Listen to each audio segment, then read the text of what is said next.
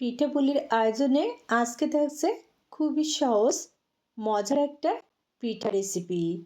আসসালামু আলাইকুম বন্ধুরা, সকলকে ওয়েলকাম জানাচ্ছি আমার চ্যানেলে। আজকে তৈরি করে নিলাম আমাদের বাংলাদেশের জনপ্রিয় পিঠা, তেলের পিঠা বা পোয়া পিঠা। পিঠাটা খেতে যেমন, তৈরি করাও কিন্তু একেবারে সহজ। তারপরেও দেখা যায় অনেক সময় অনেকেই পিঠাটা ঠিকঠাকভাবে তৈরি করতে পারে না। তো আজকে কিছু টিপস সহ তেলের পিঠার রেসিপিটা তোমাদের সাথে শেয়ার করছি। আমার মনে হয় তোমাদের কাছে ভালো লাগবে। তাহলে চলো দেখে নিই। পিঠার জন্য ব্যাটার তৈরি করব, এই জন্য প্যানে নিয়ে নিচ্ছি 1 বাটি শুকনো চাউলের গুঁড়ো, আর সাথে নিয়ে নিচ্ছি 1/2 বাটি আটা। আমি এখানে আটা নিয়েছি, তোমরা চাইলে কিন্তু আটার পরিবর্তে ময়দাও নিতে পারো। নিয়ে নিচ্ছি টেস্ট অনুযায়ী লবণ। এখন শুকনো উপকরণগুলো ভালো করে মিশিয়ে নিচ্ছি।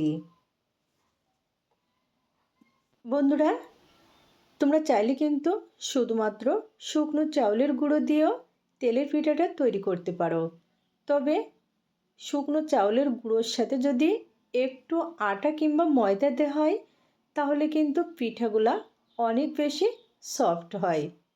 তাছাড়া খেতেও বেশ ভালোই লাগে। মিশিয়ে নেওয়া হয়ে গেছে, এখন দিয়ে দিচ্ছি গুড়। পাটালি তো সরাসরি দেওয়া যায় না, এর জন্য পানির ভিতরে দিয়ে পাটালি জাল করে নিয়েছি। তবে এখানে কিন্তু এই গুড়টুকু ঠান্ডা করে দিয়ে দিয়েছি।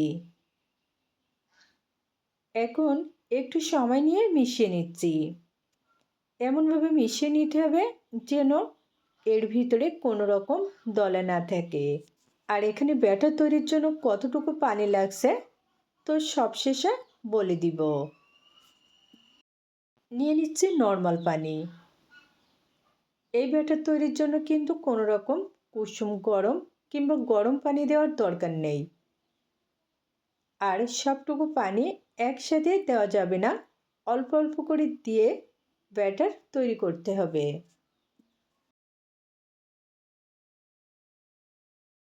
বন্ধুরা, এখানে 1.5 বাটি গুঁড়োর জন্য পানি লাগছে 2 বাটি। তো তোমরা যদি এভাবে পানির পরিমাণটা সঠিক অর্থাৎ মেপে দাও, যে পরিমাণ গুঁড়ো দিয়েছ সেই পরিমাণে পানির পরিমাণটা একইভাবে মেপে দিলে কিন্তু ব্যাটারটা একেবারে পারফেক্ট হবে। ফাইনালি ব্যাটারটা রেডি। তো এখন তোমাদেরকে ঘনত্ব দেখিয়ে দিচ্ছি। দেখো, খুব বেশি পাতলাও না, আবার একেবারে ঘনও না, ঠিক এরকম হবে। আর এরকম হলেই কিন্তু তেলের পিঠাটা একদম পারফেক্টভাবে তৈরি করে নিতে পারবে। এখন পিঠা তৈরি করব, এজন্য প্যানে নিয়ে নিলাম পরিমাণ মতো সাদা তেল। তেল ভালোভাবে গরম হয়ে গেছে, ব্যাটার দিয়ে দিচ্ছি। 1/2 চামচ পরিমাণ ব্যাটার দিয়ে দিলাম। চুলার আঁচটা মিডিয়ামে রেখে পিঠা তৈরি করে নিচ্ছি। দেখো, বলের মতো ফুলে উঠেছে। এখন উল্টে পাল্টে ভালো করে ভেজে নিচ্ছি। আমার কাছে মনে হয় যে তেলের পিঠাটা একটু বেশি করে ভাজলে কালারটা যেমন সুন্দর হয়, তেমনি কিন্তু পিঠাটাও অনেক বেশি মুচমুচে হয়ে থাকে, খেতে বেশ ভালোই লাগে। দেখো বন্ধুরা, এরকম কয়েকবার উল্টে পাল্টে খুবই সুন্দর করে ভেজে নিয়েছি। আর দেখো, পিঠাতেও কিন্তু খুবই সুন্দর কালার চলে এসেছে। এখন তুলে নেওয়া যায়। তো তেল ছেঁকে এখন পিঠাটা তুলে নিচ্ছি।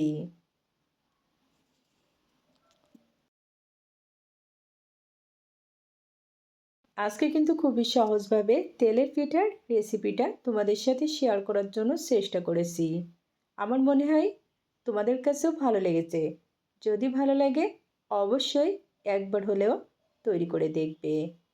আজকে আর নয়, আবারও দেখা হবে অন্য কোনো দিন মজার রেসিপি নিয়ে। খোদা হাফেজ।